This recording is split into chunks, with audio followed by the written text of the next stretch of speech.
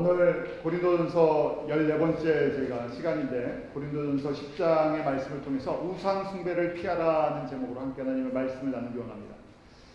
지난주에 저희가 이스라엘 사람들이 과거에 이스라엘 역사를 통해서 얼마나 우상 숭배를 심하게 하였는지, 또 우상 숭배를 심하게 하면 하나님께서 진노하시고, 우상 숭배를 심하게 하면 하나님의 마음을 어떻게 한다 그랬습니까? 뭘 상하게 해드린다고요? 하나님의 자존심, 하나님이 하나님 되시는 것을 심하게 상하게 해드리는 것이다. 저희가 부모와 자녀라고 그러면 자녀가 누구의 마음을 심하게 아프게 하는 거예요? 아버지를. 뭐라고 그러는 겁니까? 아버지가 아니라는 얘기. 우리 아버지가 아니다 그래서 아버지에 대한 이런 거에 대해서 아버지의 자존심, 부모님의 마음을 심하게 상하게 해드린다. 그래서 우상 숭배는 우리가 구약의 역사를 보면 하나님께서 거울처럼 이그젬플로 보여주셨고, 또 한 가지는요, 경고하셨죠. 심하게 하면 어떻게 된다고요? 호적에서 정말 제해버릴 수도 있다. 그래서 그걸 뭐라고 그랬습니까? 구원을 잃어버릴 수도 있다는 것이죠. 일반적으로 구원을 잃어버리지 않는데 우상 숭배를 심하게 하면 구원을 잃어버릴 수 있다. 그래서 광야에서 이스라엘 백성들이 어떻게 해서 그 심판받았는지에 대해서 그 특별한 케이스 몇 가지를 말씀을 드렸어요.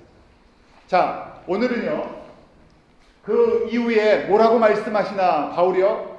그런 모습이 구약의 이스라엘 백성들에게만 있었던 것이 아니라 누구에게도요, 고린도 성도들에게 가운데 있는 것을 발견하니까 오늘 제목을 위해서 우상 숭배를 피하라 하고 본문 말씀을 시작합니다. 우리 첫 번째 우리가 알아야 될 우상 숭배를 피해야 되는데요, 14절 말씀 한번 같이 읽겠습니다. 14절 시작. 그런즉 내 사랑하는 자들아, 우상 숭배하는 일을 피하라. 그런즉이라고 나왔어요. Therefore라고 나왔죠. 그 얘기는 뭐냐면 앞에 우상 숭배가 얼마나 심각한 문제인지를 이스라엘 역사를 통해서 다 보여주고 설명해 주었으니까 어떻게 하라고? 그러므로 Therefore, 그런즉 그 다음에 너희들한테 적용하라는 거예요. 그래서 오늘 말씀은 우상 숭배에 대해서 우리가 어떻게 대처를 해야 되느냐는 실질적인 어플리케이션, 적용 문제예요. 그래서 첫 번째 무엇인가? 피하라고 되어 있어요. 우상 문제의 심각성을 알았으면, 깨달았으면 피하라 그러는데, 피하라가 영어로 보니까 flee from이라고 되어 있어요. 명령형입니다. 옵션이 아니에요. 이거는요, 명령입니다. 하나님께서 우리에게 주신 명령이에요. 우상 숭배의 모습들이 있으면 어떻게 하라고요? 피하라. 그런데 이 피하라는 동사가요, 헬라어로 보면 휴고라고 이렇게 돼 있어요. 거기 뭐냐면 피하다, 달아나다, 도망하다. 우리 한국말에 그런 속담 있죠. 무서워서 피하는 게 아니라 더러워서 피한다. 어떻든 그 근처도 얼씬하지 말라는 얘기예요. 그 심각성을 알니까 옆에 잘못 갔다가 묻어 나오면 안 되니까요. 쉽게 전염되고 또 쉽게 영향을 받기 때문에 그게 무서워서가 아니라 더러워서. 우리 바이러스나 뭐 심각한 전염병이 있으면 근처 안 가잖아요. 그것처럼 저희가 심각하면요, 피하라는 거예요. 가까이 가지도 말고 만지지도 말고 따라가지도 말고 보기만 하면 그냥 빨리 도망치라는 거예요. 자, 그 다음에 두 번째 우리에게 말씀하시기를 우상 숭배는 피하고요, 그 다음에 스스로 판단해서 행하라고 되어 있어요. 판단하라고 되어 있는데요, 15절 말씀입니다. 우리 15절 한번 다시 같이 읽습니다. 시작. 나는 죄 있는 자들에게 말하는 것 같이 너희는 내 이르는 말을 스스로 판단하라. 우상 숭배에 대해서 지금까지 성경적인 성서적인 지혜가 있으면요, 알아서 어떻게 하라고요? 이런 지혜가, 말씀에 대한 지혜가 있으면 어떻게 해요? 알아서, 지금 뭐라고 합니까? 알아서 판단하고 어떻게 행하라? 지혜롭게 행하라는 것이에요. 지혜가 없어서 망하지 말라는 얘기예요. 왜냐하면 여태까지 설명을 해줬으니까 이걸 지혜롭게 들으라는 거예요. 우리가 구약의 성도들이 하나님의 말씀을 몰라서 그런 것이 아니라 이걸 너무나 쉽게 생각했어요. 이스라엘 백성들이 항상 망하는 이유가 무엇이라 그랬습니까? 이스라엘 역사를 통해서 항상 망하는 이유가 무엇이라고요? 군대가 약해서, 돈이 없어서, 정부가 정치를 잘 못해서가 아니라 가장 근본적인 문제는 뭐라 그랬습니까? 항상 우상 숭배를 심각하게 하면 하나님께서 그 나라를 망하게 만드셨어요. 정신 차리라고. 그것이 이스라엘 역사입니다. 그 역사를 보는데도 세상의 지혜를 가지고 뭐 그러겠어, 설마 그러면요 어떻게 된다고요?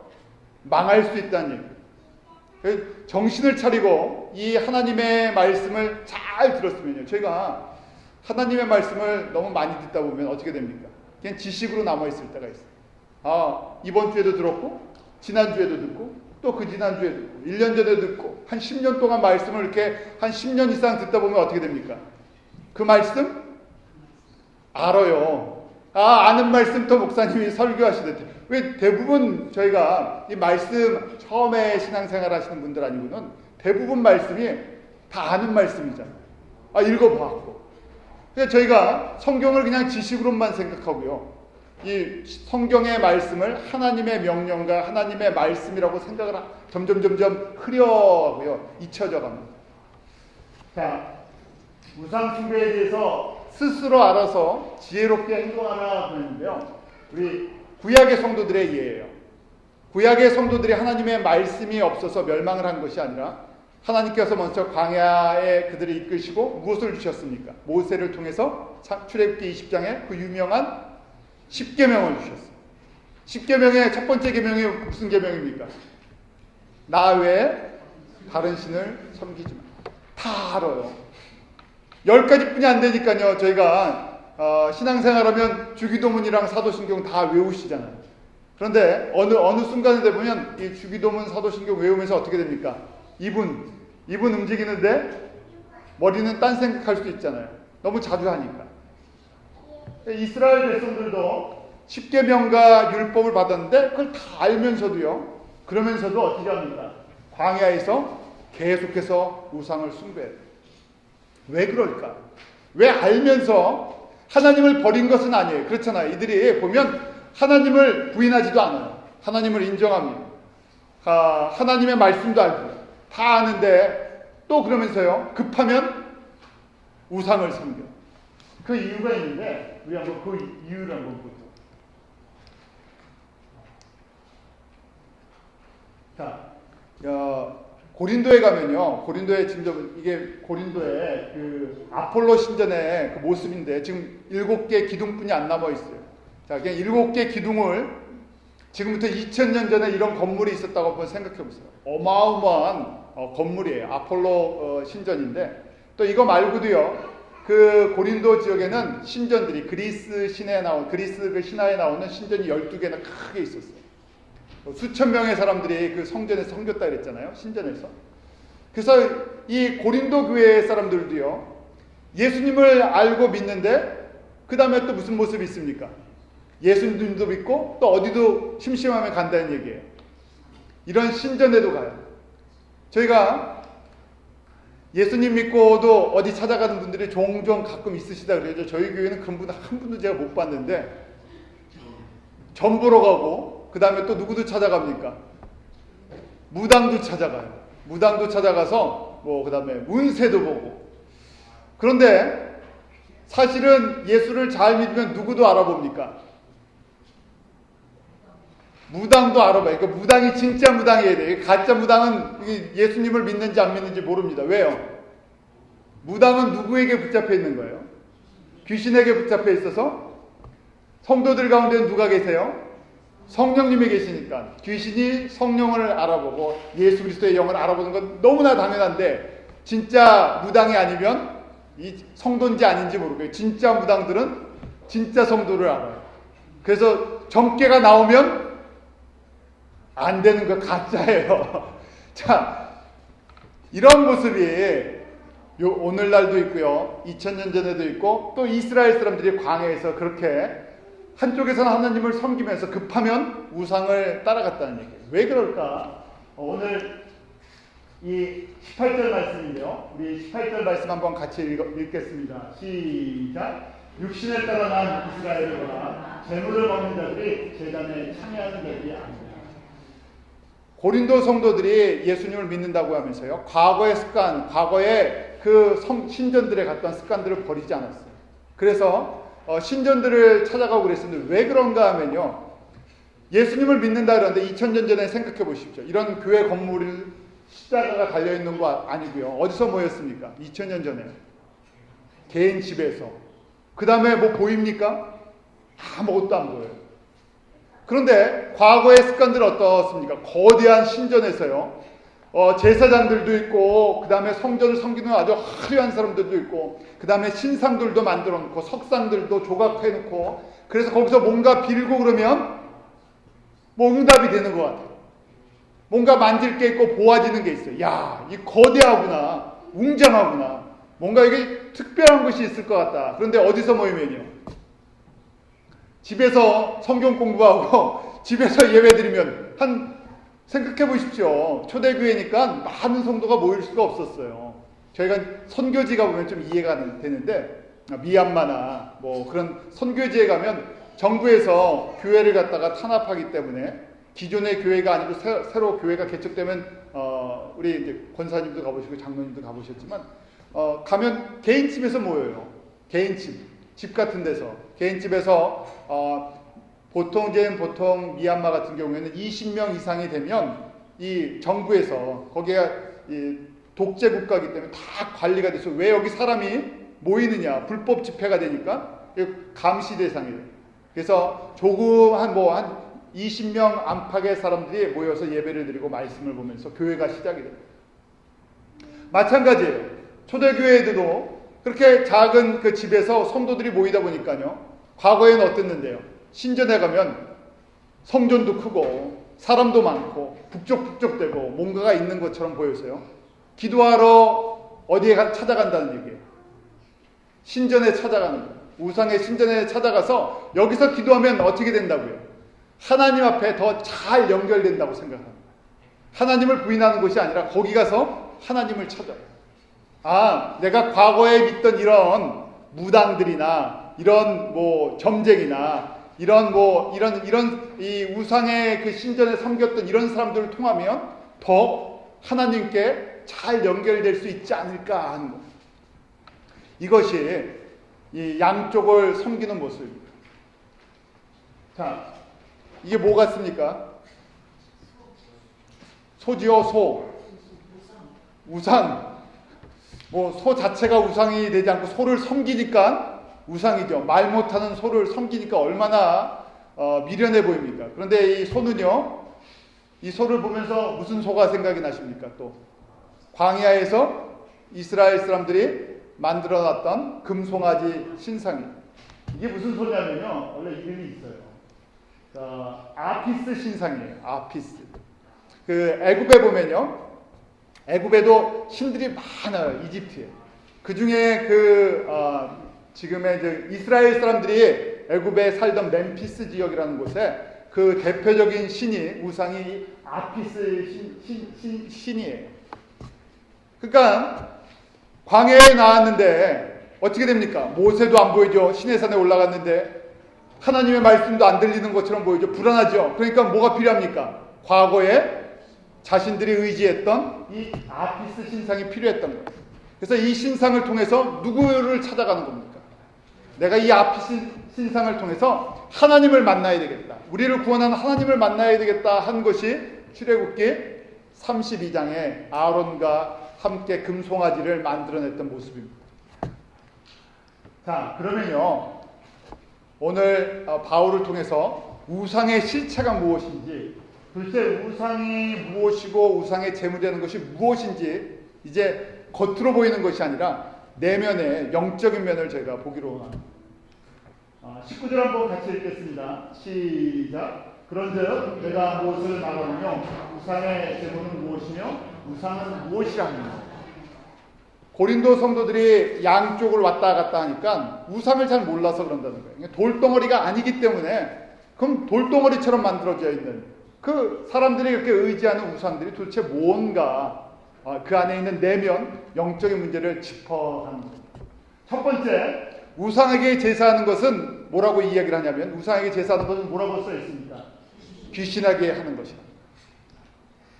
20절 말씀인데, 대저 이방인에 제사하는 것은 귀신에게 하는 것이요 하나님께 제사하는 것이 아니니 나는 너희가 귀신과 교제하는 자들을 원치 아니하노라.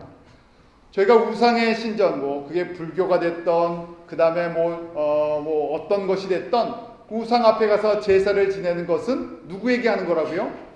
귀신에게 한다는 거예요. 자, 귀신을 숭배하는 것이다. 이렇게 하면요, 무슨 문제가 생겨요? 귀신을 섬기니까 누가요? 하나님께서 질투하시는 하나님이 되고 있습니다. 기억하시죠? 하나님은 질투하시는 하나님입니다. 사랑하시니까 질투하시죠. 나 외에 다른 신을 없는 신을 섬기면요, 꼭 바람피는 거랑 똑같다 했죠. 그러면 하나님이 사랑하시기 때문에 질투하시는데, 질투하는 것으로 끝나는 것이 아니라 출애굽기 20장 5절, 지혜 있는 사람들이 이 말씀을 듣기로 원하셨던 거죠. 출애굽기 20장 5절, 우리 다 아는 말씀인데 십계명 주시면서 주신 말씀이죠. 우리 같이 읽겠습니다. 시작. 그것들에게 절하지 말며 그것들을 섬기지 말라. 나 여호와 너희 하나님은 질투하는 하나님인즉 나를 미워하는 자의 죄를 갚되 아비로부터 아들에게로 3, 4대까지 이르게 하거니와. 하나님께서 질투하셔서 회초리를 대시면요, 어디까지 흘러간다고요? 한번 맞으면요 3, 4대까지. 그게 지혜로우시라는 거예요. 아들이 정말 미우시면요 어떻게 하시면 돼요? 아들이 한번 혼났으면 좋겠으면요, 계속 아들들이 안 되기를 원한다면, 이런 부모가 어디 있겠습니까? 그런데 그 말이 안 되는 건데요, 아들들이 고생하고 안 되고 다 혼나기를 원하면요 어떻게 하면 됩니까? 이 말씀대로 하면요. 어렵게 말씀드렸나요? 그런 부모님이 없지만 아들들이 못 되라 그러면 어떻게 하면 돼요? 이 말씀대로 하면요, 내가 우상을 열심히 섬기면요 개런티가 되어 있는데, 하나님께서 개런티해 주시는데 어떻게 된다고요? 자손 3, 4대까지 하나님의 징계가 계속 임한다는 거예요. 이런 부모님 있습니까? 없지요. 그러니까 여러분들이 대답을 못 하시잖아요.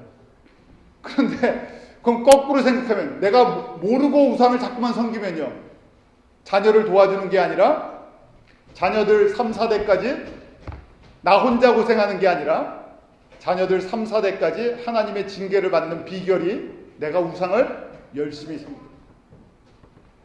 그래서 지혜로운 자는 뭐라고 말씀하십니까? 하나님께서 우상을 섬기지 않으면 하나님이 약속해 주시죠. 이것도 개런티예요. 지혜로운 자는 하나님이 말씀하신 것처럼 우상을 섬기지 않는데, 그러면 어떻게 됩니까?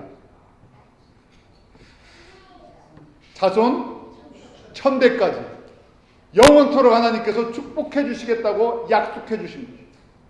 그러니까 저희가 하나님의 말씀을 너무 쉽게 수천 년 전에 하신 말씀인데 그리고 잃어버리는 것이 아니라요, 하나님의 말씀을 심각하게 들어야 된다는 거예요. 자, 우리가 하나님의 말씀인 이 우상 숭배를 저희가 심하게 하면 하나님께서 3, 4대까지 질투하셔서 징계하시겠다. 자, 그럼 재물을 먹는 건 무엇인가 하는 것이 이제 구체적인 것이에요. 재물을 먹는 것이다. 제단에 참여하고 재물을 먹는 것이 뭐라고 되어 있습니까? 귀신과 교제하는 것. 우리 귀신 얘기하면요, 여러분들 기분이 어떠십니까? 나쁘죠. 안 좋아요. 찜찜해요. 괜히 뭐가 붙는 것 같고. 그런데 뭘 하면 귀신과 교제하는 거라고요? 우상의 제단에 가서 재물 먹는 거예요. 조금 이따 한번 보도록 하죠.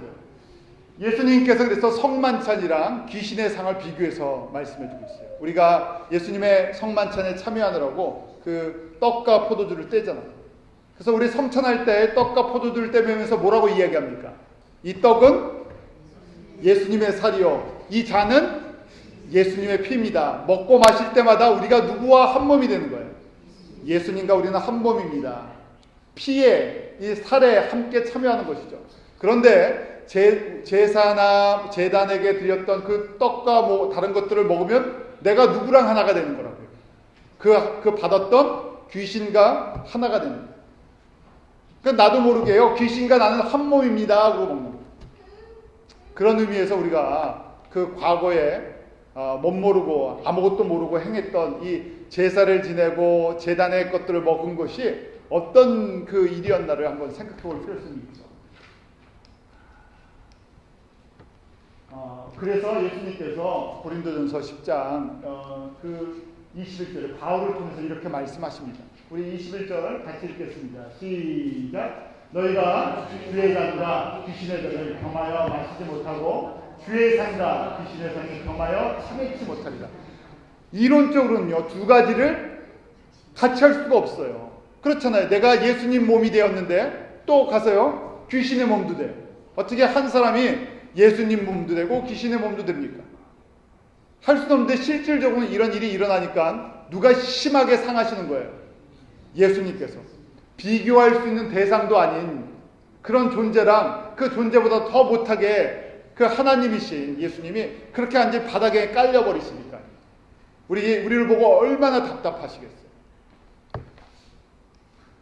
자, 그래서 오늘 본문에 보면 우상의 제단 앞에서 제사 드리고 제물 먹는 것이 무엇인가? 첫 번째 뭐라고 되어 있습니까?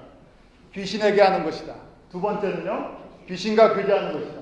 또 세 번째, 귀신의 잔을 먹는 것이다. 네 번째, 귀신의 상에 참여하는 것이다. 그러면 저희가 이제 정리를 해야 되는데 귀신이 뭐냐 하는 거예요. 여러분들 귀신은 뭡니까? 귀신의 존재는 뭐예요? 귀신은요. 우리가 일반적으로 사람들이 귀신은 뭐라고 얘기를 합니까? 일반적으로요. 죽은 영혼이 떠돌아다니는 게 귀신이다. 잘 못해갖고요. 이 밑에서 뭐 한이 있다든지 죽은 영혼이 한이 있든지 뭐 그 자녀들이 잘 못했다든지 조상을 잘 안 섬기든지 그러면 어떻게 해요?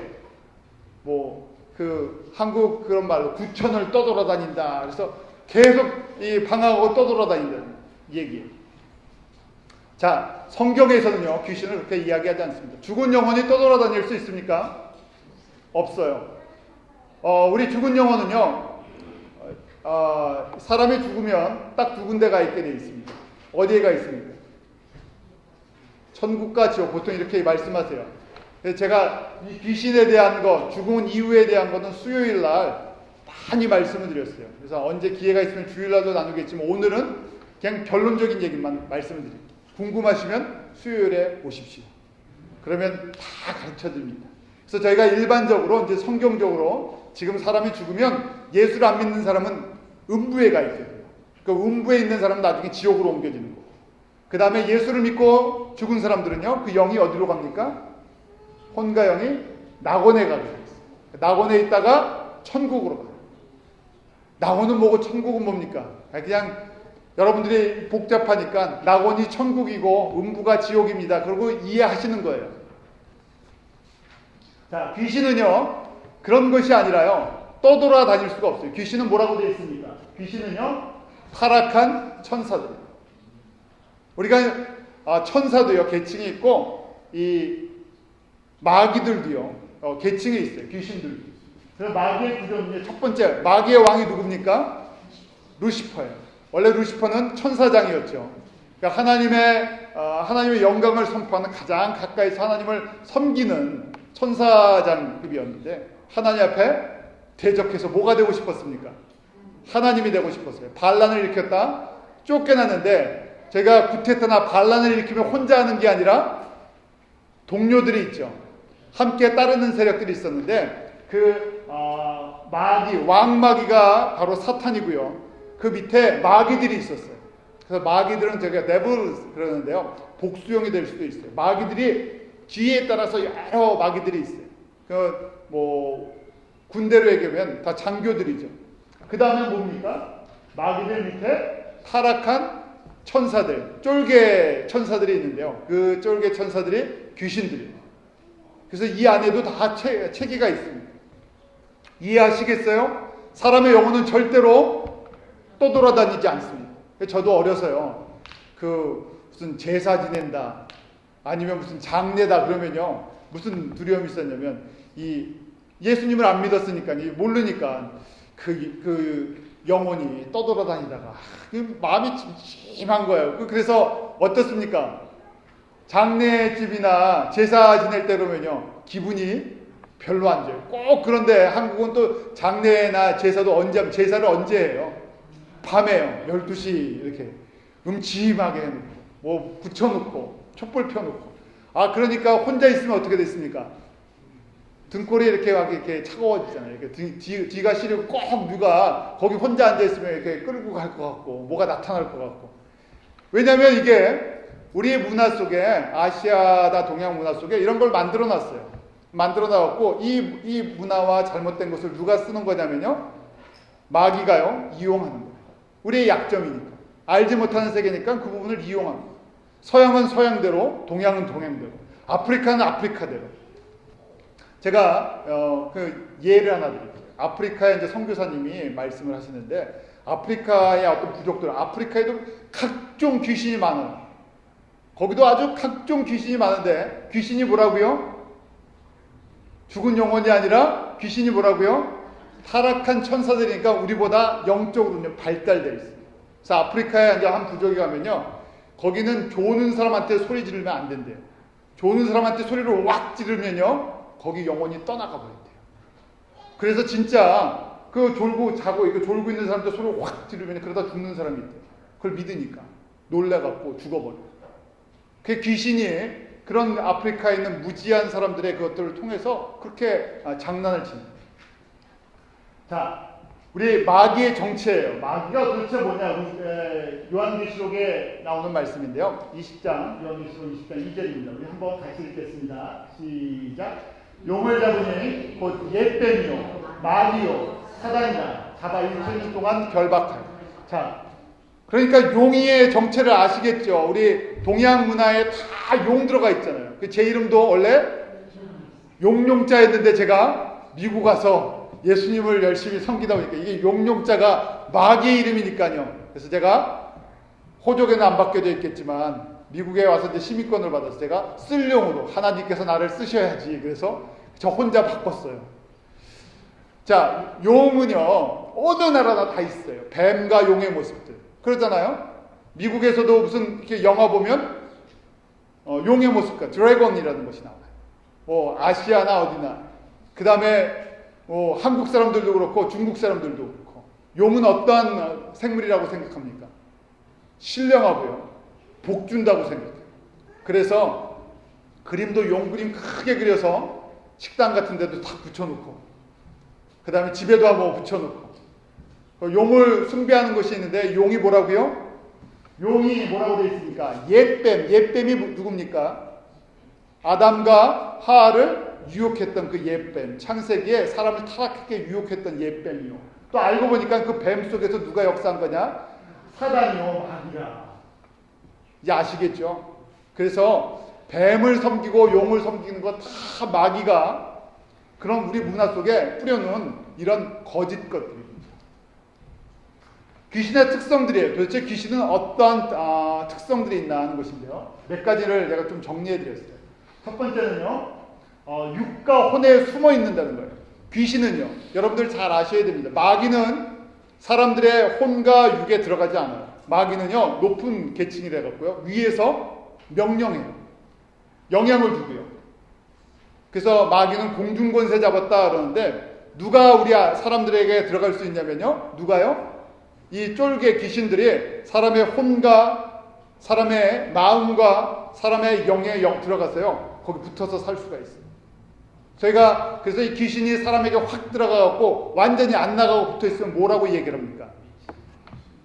세상 사람들의 눈에 보면 미쳤다 그러고요. 우리가 성경적으로 보면 귀신 들렸다 그러는 거예요. 그래서 모든 미친 사람이 다 귀신 들렸냐? 그건 아니라 우리가 일반적으로 미쳤다 그러는데 그 안에 보면 귀신이 들어가서 미친 사람들입니다. 그럼 어떻게 해줘야 됩니까? 귀신이 들어갑니다. 쫓아내죠. 왜냐하면 그 안에 있기 때문에 우리가 예수의 이름으로 쫓아내죠. 쫓아내면 어떤 현상이 일어나요? 쫓겨나갈 때 쓰러지기도 하고, 그 다음에 뭐 침을 흘리기도 하고, 뭐 이런 현상들이 있는 거예요. 자, 귀신은 누구에게 나가야 들어갈 수 있습니다. 왜냐하면 귀신이 뭐 들락날락해요. 우리 안에서 들락날락 합니다. 붙어서 살게 하면요 문제가 됩니다. 누구나 다 귀신의 영향을 받을 수 있다는 거예요. 그 다음에 귀신은요, 그 다음에 예수님을 알아보고요. 예수님을 알아보니까 누구를 알아봐요? 예수님의 영에 있는 성도들을 알아봐요. 이게 진짜 성도인지 아닌지. 자, 또 이 귀신이 들어가면요 어떤 현상이 일어나기도 하냐면 성경에 보니까 눈이 멀고 벙어리가 되기도 하고 또 귀가 멀고 벙어리가 되기도 해요. 그런데 모든 이 경우가 귀 멀고 눈 먼 것이 다 귀신의 역사냐? 아니라는 얘기죠. 이런 경우도 있다는 얘기예요. 또 어떤 경우가 있습니까? 간지를 일으키기도 하고요. 그 다음에 자살하도록 충동을 직접적으로 죽일 수는 없어요. 귀신이 사람을 직접 죽이지 않는데 어떻게 합니까? 계속 부정적인 생각하게 하고 그래서 자살할 수 있는 충동을 집어요. 이 영향력이라는 것이 있어요. 한국에 요새 계속 자살을 많이 하잖아요. 그런 마귀가요, 이 귀신이요, 사람들에게 자꾸만 그런 충동을 일으키게 한다는 거예요. 숫자가 많습니다. 그 다음에 점쟁이나 무당 속에서 역사예요. 중요한 것, 과거는 어느 정도 알 수 있어요. 그런데 미래는요, 잘 몰라요. 그래서 우리 점쟁이나 무당 찾아가면 어디 살았었지? 뭐 하지? 그 과거 일은 이야기해요. 왜냐하면 영적인 거니까요. 어느 정도 이런 인포메이션 체계가 다 갖춰져 있어요. 그런데 그 사람의 장래는 사실은 사람의 생사화복은 누가 주관하세요? 하나님이. 그러니까 미래는요, 말했는데 틀릴 수 있어요. 우리도 미래 대충 예측하잖아요. 점쟁이 아니라도 미래 얘기할 수 있습니다. 50%예요. 맞출 수도 있고 틀릴 수도 있어요. 이거 하면 잘 될 수도 있고 안 될 수도 있어요. 그러니까 제가 이 귀신이요, 귀신같이 한다 그러잖아요. 꼭 어떤 거 잘합니까? 뭐 잘 알아요? 옛날에 귀신 무당을 안 찾아가 보셔서 잘 모르시죠? 그 집 판 거, 땅 판 거, 돈 들고 온 거, 이런 거 잘한대요. 저도 저는 모르는데 그 무당한테 갔다 오신 분들. 그래서요, 무당이나 점쟁이는, 진짜 무당이나 점쟁이는요, 그 사람이 잘 되게 만들어주지 않고 계속 무당이나 점쟁이 쫓아다니면 어떻게 됩니까? 어떻게 돼요? 못 보셨습니까? 3대가 망합니까? 3대까지는 모르겠고요. 당연히 망하겠죠. 제 주변에 저희 친척분 중에 이제 더 깊이는 얘기를 할 수가 없고요. 저랑 아주 가까우셨던 한국에 있을 때 분이신데, 우리 친척분이신데요.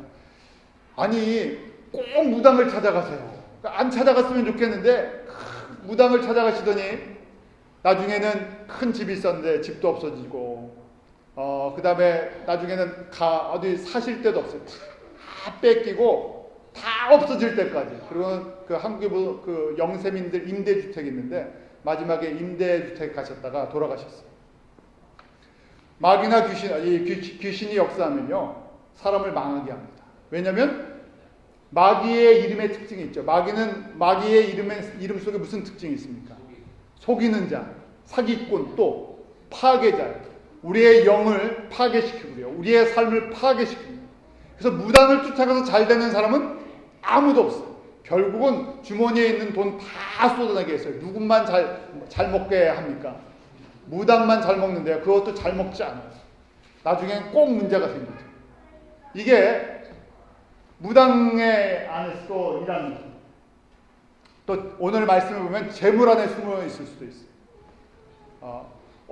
이 귀신은요, 동물이나 식물이나 뭐 물건이나 어디든지 붙어 있을 수 있어요. 그래서 이제 여기서부터 이제 저희가 조금 생각해야 되는데, 제사 드리는 사람과 교제하는 거죠. 자, 우리가 이런 얘기 이제 쉽게 생각하시면 돼요. 제가 용 얘기했잖아요. 집에 용 그림을 하나 크게 붙여놨어요. 거기에 귀신이 들어가서 장난칠 수 있습니까? 없습니까? 있어요. 용이 아무것도 아닌 것처럼 보이지만 그 하나님을 모르는 사람들에게 입장에서 용은 뭐라고 생각해요? 신령하고 복을 주는 그런 생물이라고 생각해요. 그 다음에 우리가 이제 식당 같은데, 예수님 안 믿는 그런 식당에 가면요, 들어갈 때 뭐 이렇게 붙여놓는 것들이 있죠. 뭐 있습니까? 식당 들어갈 때 부적들 같은 거. 어떤 사람은 카운터에다가, 제가 잘 모르겠는데 카운터에다가 뭐 붙여놔요? 20불짜리, 100불짜리 뭐 이렇게 붙여놔요. 아마 돈이 잘 들어오게 아마 붙여놨나 보죠. 또 중국 식당 같은 데 가면 거기에 뭐가 있습니까? 이렇게 배 불뚝 튀어나온, 아마 그게 저 돈 주는 아마 부처인지 배 불뚝 튀어나온 그런 상이 하나 있어요. 그러면요, 그런 것 속에서 귀신이요, 죽은 영혼이 아니라 귀신이 그걸 가지고 사람들을 유혹하기도 하고 장난칠 수 있다는 거예요. 저희가 동남아나 아니면 어떤 그 해외 여행 다닐 때요, 기념품들이 있어요. 근데 기념품들이 그냥 아무 특별한 게 없는 것도 있지만요, 기념품 속에요, 그 안에 민속 종교나 우상 숭배랑 연결된 것이 있어요. 한번 한국을 생각해 보세요. 여러분들이 이제 미국 사람인데 한국에 이제 여행을 가셨어요. 그래서 안동 뭐 하이탈 마을이다. 그러면 어떻게 됩니까? 뭘 사세요? 바가지 뭐 탈 모양 쓰고요. 그 탈들이 쫙 있는데 그 탈들의 그 이름들을 보면요, 그 탈이 과거에 무슨 기능을 했던 탈들이 있냐면 굿할 때 쓰던 그 탈들이 있어요. 근데 서양 사람들은 모르잖아요. 그러니까 기념품으로 사가다가 줄 수 있지. 그래서 저희가 그냥 아무거나 막 사는 게 아니라 그 해외 여행이나 뭐 기념품 올 때 이게 그 지역의 우상을 섬기는 그런 도구인가 아닌가를 이해하셔야 돼요. 자, 또 이것뿐만이 아니라 이건 이제 제가 실질적인 얘기예요. 저희 아이들 어렸을 때 이 미국의 이제 만화 영화에 제일 유명했던 만화 영화 캐릭터가 있는데 뭔지 아십니까? 한 앞으로 우리 아이들이 어렸으니까 한 10년 전에. 그거 아이들 갖느라고요, 세븐일레븐에서부터 컨비니언스 스토어에 이거 없으면 장사 안 됐어요. 그 포켓몬. 포켓 몬스터라는 얘기예요. 포켓 몬스터. 어디서 나왔습니까? 일본에서 나온 거예요. 여러분들이 지금 대부분의 그 카툰이나 이런 캐릭터들이 다 일본에서 많이 만들어서 와요. 근데 일본 사람들은 모든 신을 다 믿어요. 그래서 몬스터, 귀신을 만들었는데 아이들이 귀여워야 갖고 놀 거 아니에요. 그래서 포켓 몬스터에서 포켓몬을 만들었어요. 그래서 그 카드를 갖고 다 놀게. 포켓몬스터, 포켓몬 다음에 뭐 디지몬, 그 다음에 뭐가 또 있습니까? 뭐 그런 게 쫙 시리즈로 나왔어요. 그러니까 미국 사람들은 그런 개념이 없으니까 다 사서요, 아이들 나눠줍니다. 자, 이게 왜 문제를 일으키냐면요, 이런 걸 자꾸만 하게 되면 뭐랑 멀어지겠어요? 예수님과 멀어집니다. 하나님의 말씀을 보지 않아요. 그리고요, 이 성경적인 개념들이 안 들어가요. 그게 뭐 하면서요, 점점 세속화되고요, 성경이랑 멀어지고요, 그 다음에 하나님을 사랑하는 마음이 없어지고요. 뭐냐면 마귀나 귀신들이 마음껏 움직일 수 있는 꾸정물통을 만들어 놓는 거예요. 저희의 심령들이 그렇게 되는 거예요. 우리도 모르는 사이. 그래서 우리가 이 부분에 영적으로 민감하게 생각하시고, 그렇지 않으면 우리 자녀들 재밌게 해준다고 하면서요, 어떻게 하는 거냐면, 영적으로 얘기하면요, 귀신들이 우글우글거릴 수 있는 그런 꾸정물통에다, 야, 이게 세상 문화인데 이건 알고 지내야지 하고 갖다 집어넣어주는 거예요. 왜냐하면 부모들이 그런 영적인 감각이 없기 때문에. 자, 우리 제사상 기억하시죠? 제사상도 있고 지방도 있고, 그 다음에 귀신을 나중에 부르는 그런 뭐 이렇게 그것도 있어요. 제사 안 지내보신 분도 있겠지만. 그래서 이런 모든 것이, 자, 우리 제사를 지내면요, 누가 옵니까? 한국의 문화에서는 제사를 누구에게 지내는 거예요? 조상에게. 조상을, 부모를 기억하는 건 좋은 일이에요. 우리 아이덴티티니까 부모님을 기억하는 건 좋은데, 우리가 이 조상을 지내는 제사 문제는 그냥 공경하는 문화가 아니라 뭐라고 생각하면, 그 조상의 신이 와서 우리에게 잘 못해주면요, 해를 끼칠까봐 하는 그런 두려움이 있어요. 불행을 가져다 준다 생각하고. 또 그러다 보니까 제사를 잘 지내야 되고요. 두 번째 뭘 또 신경 씁니까? 제사와 함께 조상이 떠돌아다닌다고 생각하니까요. 뭘 또 열심히 찾아요? 묘자리. 요새 이제 문화가 좀 바뀌었는데요, 한국 사람들처럼 묘자리, 방향이나 뭐 산수나 이런 거 다 보면서요, 이 사후에 대한 것들을 굉장히 까다롭게 해요.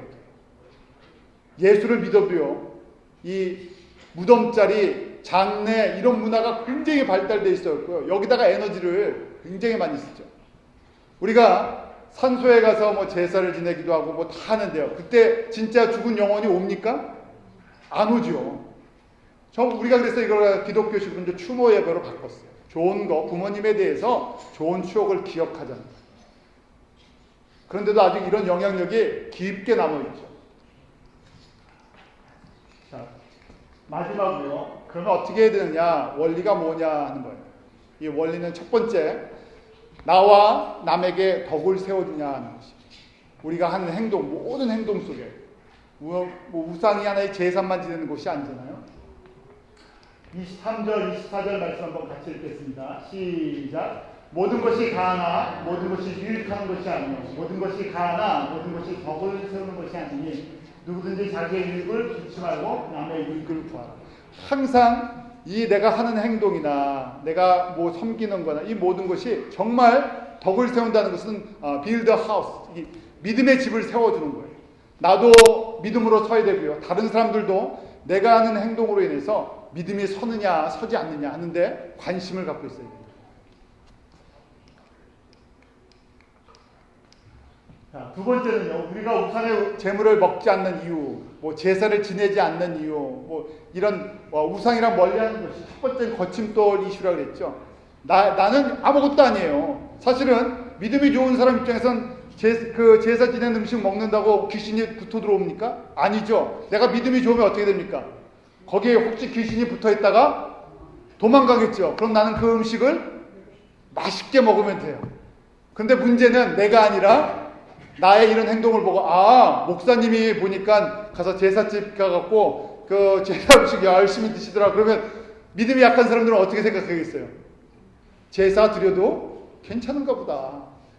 그래서 우리가 캐톨릭에서 이런 거 막 혼합해서 섞어버리니까 기독교인들 중에서 일부가 왜 그 기독교인들 이렇게 고지식한 사람들은 부모를 생각하는 이 제사도 못 지내게 하느냐 그렇게 이야기하잖아요. 세 번째는요, 하나님께 영광을 드리는 삶을 살기 위해서 우리가 이런 부분에 대해서 하나하나 심각하게 생각하는 거예요. 31절 말씀 한번 같이 읽습니다. 시작. 그런즉 너희가 먹든지 마시든지 무엇을 하든지 하나님의 영광을 위해서. 우리가 요새 결론인데요. 기독교인들이 욕을 많이 먹어요. 그러잖아요. 한국의 신문 보면, 뉴스 보면요. 기독교인이 뭐 잘못하면 뭐라고 올라옵니까? 그래서 기독교인이라고 얘기 안 하고 뭐라고 말한다 그랬어요. 저 정말 이 말 듣기 싫은데, 안 보고 싶은데, 뭐 목사님이 무슨 말 잘못하고, 뭐 잘못한 것도 아니고 하실 말 했는데도, 그러면 당장 답글이 뭐라고 됐냐면, 그러니까 개독 이렇게 써 있어요. 개독교인이라고요. 그래서 이거 참 모순인데요. 세계 가장 큰 교회들은 다 어디에 있습니까? 한국에. 신학교도 엄청나게 많고요. 교회도 엄청나게 많습니다. 그 다음에 세계에서 가장 영향력 있는 교회도 다 한국에 있어요. 인구의 최소한 사람들의 25%는 기독교인들이에요. 그런데 이렇게 종교의 자유가 있어요.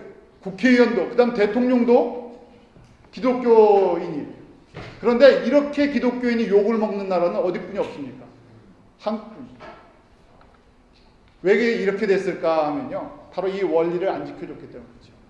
그 책임은요, 먼저 목회자들에게 있어요. 또 직분자들에게 있죠. 왜냐하면 하나님의 말씀을 교회에서만 듣고 생활 속에서 하나님의 영광이나 다른 사람의 믿음의 덕을 세우는 거에 전혀 상관없이 살았다는 얘기예요. 그러기에 사람들이 넘어지고 이제 거침돌이라고 얘기했는데, 사람들이 누구만 보면 그냥 욕이 나오는 거냐면요. 목회자들이나 교회의 어떤 직분, 장로님들이나 뭐 권사님들이나 이런 분들, 뭐 선교사나 그러면요, 좋게 보지 않고요. 저것도 무슨 뭐가 있어서 해갖고요. 전부 이 눈에 색안경을 끼고 보기 시작했어요. 그래서 교회가 가장 많은 나라인데요. 가장 기독교가 욕을 먹는 나라가 한국이 됐다는 얘기예요. 그래서 저희가 복음을 전해도 사람들이 복음을 안 받아들여요. 왜냐하면 우리의 삶이 복음이랑 상관이 없는 삶을 살아왔기 때문에 교회는 큰데 교회들은 큰데요. 이 우상, 이 세상을 섬겼던 그 모습이 우리에게 그대로 남아 있어갖고 세상적인 모습 때문에 기독교인들의 말씀이, 이 복음의 말씀이요, 가치가 뚝 떨어져 버렸어요.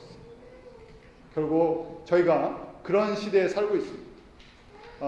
우리가 이제 그래서요, 이 말씀을 보면서 아는 거로 끝나는 것이 아니라 하나라도 내가 적용을 해서요, 내가 실천해 나갈 때 먼저 책임은 저희에게 있겠죠. 믿음에 앞선 사람들이 이 말씀을 하나씩 적용해서 내가 세상 속에서 이 복음의 가치에 합당한 삶을 살아갈 때 이게 바뀌겠죠. 하나님께서 우리 교회에게 주시는 또 이 복음의 사명을 잘 감당할 수 있도록 여러분들도 이 말씀 보면서요, 내 안에 우상 숭배하는 모습들이 있나 보면서요, 우상 숭배는 첫 번째 어떻게 하라고요? 피하라. 보지도 말고 만지지도 말고요, 피해버리세요. 그 다음에 지혜로우면요, 이제 우상의 숭배들을 제거해 나가는 거예요. 하나씩 제거하고 누구를 생각해야 돼요? 하나님을 생각해요. 하나님이 어떤 분이신가 깊게 묵상하시는 은혜가 있기로 원합니다. 기도하겠습니다. 하나님 아버지, 저희들 연약합니다. 아버지 하나님, 우리가 이 마지막 시대에 영적인 분별력이 있게 하시고 하나님의 말씀에 지혜가 있게 하여 주시옵소서. 주님께서 말씀하신 것처럼 저희가 오직 여호와 하나님만을 섬기고 주님만을 따르고 우상 숭배를 버릴 때 천대까지 하나님의 복을 약속해 주셨습니다. 이러한 귀한 복을 누린 우리 성도와 교회가 되도록 인도하여 주시옵소서. 감사하며 예수님 이름으로 기도합니다.